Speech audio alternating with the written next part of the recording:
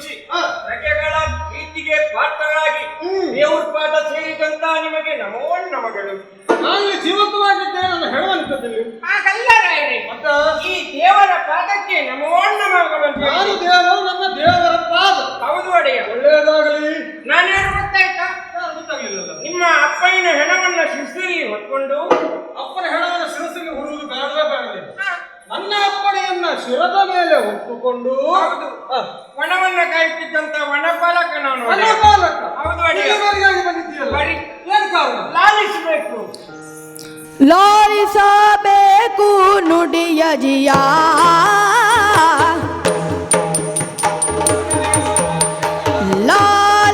ಲಾಲಿಸಬೇಕು ನುಡಿಯ ಜಿಯ, ವಿಕ್ರಮ ಸೇನ ಲಾಲಿಸಬೇಕು ನುಡಿಯ ಜಿಯ, ಪಾಲಿಸಬೇಕು ನೀ ಮಹಾರಾಯ.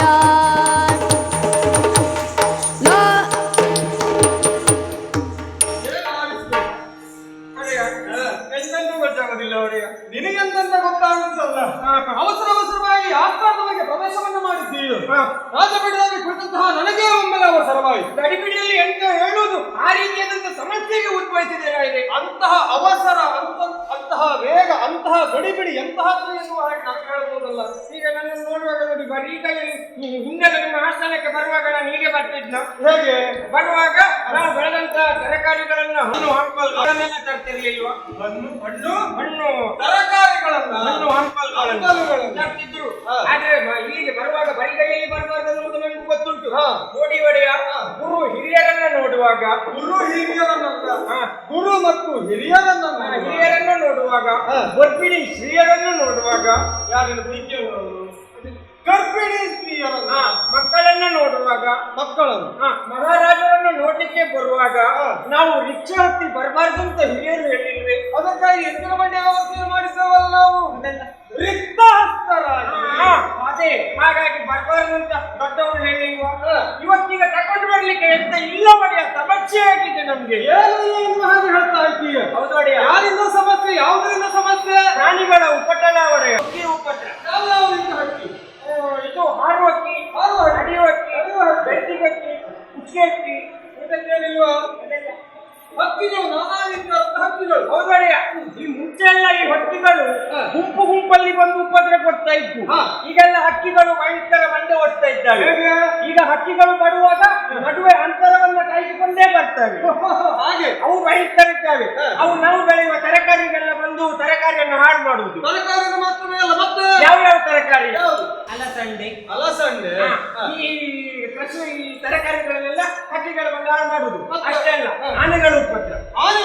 ಅಯ್ಯೋ, ಆನೆಗಳು ಬಂದು ಕಬ್ಬಿನ ಗದ್ದೆಗೆ ಬಂದು ಎಲ್ಲಾ ಕಬ್ಬಿನ ಗದ್ದೆಯನ್ನು ನಗಾಡಿ ತೆಗೆದು ಹೋಗಿದ್ದಾವೆ. ಕಬ್ಬಿನ ಗದ್ದೆಗಳನ್ನೆಲ್ಲವನ್ನು ಕೂಡ ಆನೆಗಳು ಹಾಳು ಮಾಡಿದ್ದಾವೆ. ನಾನು ಬಿಡ್ಲಿಲ್ಲ. ಆನೆಯನ್ನು ಹಿಡಿಬೇಕಂತ ಒಂದು ಕೆಟ್ಟವನ್ನ ತಯಾರು ಮಾಡಿ. ನೀನು ಬಹಳ ನಿಪುಣರು. ಹೌದೌದು. ನಾವು ನಮ್ಮ ವನಪಾಲಕರೆಲ್ಲ ಸೇರಿಕೊಂಡು ಆನೆ ಬರುವಂತಹ ಸ್ಥಳದಲ್ಲಿ ಒಂದು ದೊಡ್ಡ ಹೊಂಡವನ್ನ ತೆಗೆದು ಅದರ ಮೇಲೆ ಹುಲ್ಲು ಕೊಬ್ಬುಗಳನ್ನೆಲ್ಲ ಹಾಕಿ ಕೊಬ್ಬುಗಳನ್ನ ಮುಚ್ಚಿಟ್ಟು ಮನೆಗೆ ಹೋಗಿ ಮಲ್ಕೊಂಡು, ಬೆಳಿಗ್ಗೆ ಹೊಂಡದಲ್ಲಿ ಆನೆ ಬಿದ್ದಿರ್ತದೆ ಅಂತ ಎಣಿಸ್ಕೊಂಡು ಬೆಳಿಗ್ಗೆ ಹೋಗಿ ನೋಡ್ತೇನೆ ಒಡೆಯ, ಏನಾಯ್ತು? ಹೊಂಡದಲ್ಲಿ ಆನೆ ಬೀಳಲಿಲ್ಲ. ನನ್ನ ಪ್ರಾಯದ ಅಜ್ಜಿ ನೋಡ್ತೇನೆ, ಹೊಂಡದಲ್ಲಿ ಅಜ್ಜಿಗೆ ಕೆಲಸ ಅಂತ ಬೇಕಲ್ಲ. ಈ ಅಜ್ಜಿ ರಾತ್ರಿ ಹೊತ್ತಲ್ಲಿ ಹೊರಗೆ ಹೋಗುವಾಗ ನೋಡಿದ್ರೆ ಹೊಂಡದೊಳಗೆ ಬಿದ್ದು ನಮ್ಮ ಕರ್ಮ ಆಗಬೇಕು ಒಡೆಯ.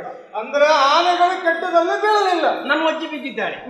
ಮತ್ತೆ ಯಾವ ಪ್ರಾಣಿಗಳು? ಬೇರೆ ಬೇರೆ ಪ್ರಾಣಿಗಳಿಂದ ಸೂಕರಗಳ ಉಪದ್ರ. ಸುಧಕರನ ಉಪದ್ರ ಜೋರುಂಟು ಈ ವರ್ಷ. ಸೂಕರ, ಹೊಂದಿ. ಹೌದು ಒಡೆಯ. ಉಪದ್ರಗಳೆಲ್ಲ ಉಪದ್ರ ಉಂಟು. ಅಂದ್ರೆ ಬರಿಕೆಯಲ್ಲಿ ಬರ್ತಾ ಇದ್ದೀಯ. ಹೌದು ಒಡೆಯ. ಆಡುವಂತಹ ಮಾತು ಹೇಗಾಯಿತು? ನೀವು ಬೆಳೆಸಿದಂತಹ ತರಕಾರಿಗಳನ್ನೆಲ್ಲವನ್ನು ಕೂಡ, ಹಣ್ಣು ಹಂಪಲುಗಳು ಹಾಗೂ ಬೆಳೆಸಿದಂತಹ ತೋಟಗಳನ್ನೆಲ್ಲವನ್ನು ಕೂಡ ಕಾಡು ಪ್ರಾಣಿಗಳ ಹಾವಳಿಯನ್ನು ಹಾಗೆ ಬಿಡು ಚಿಂತೆಯನ್ನು ಚರರೆಂದ ನುಡಿಯ ಕೇಳಿ, ಚರರೆಂದ ನುಡಿಯ ಕೇಳಿ,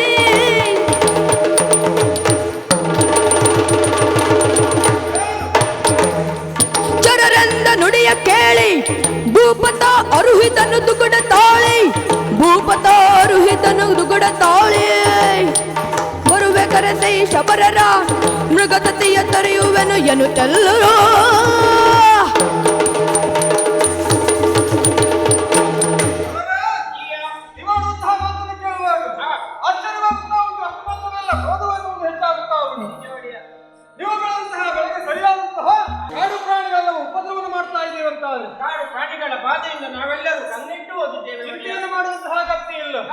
ವರ್ಷದಂತೆ ನಾವು ಕೂಡ ಕಾಡು ಪ್ರಾಣಿಗಳ ಭೇಟಿಯನ್ನಾಡಬೇಕು ಎನ್ನುವ ಹಾಗೆ ಆಲೋಚನೆಯನ್ನ ಮಾಡುವುದು.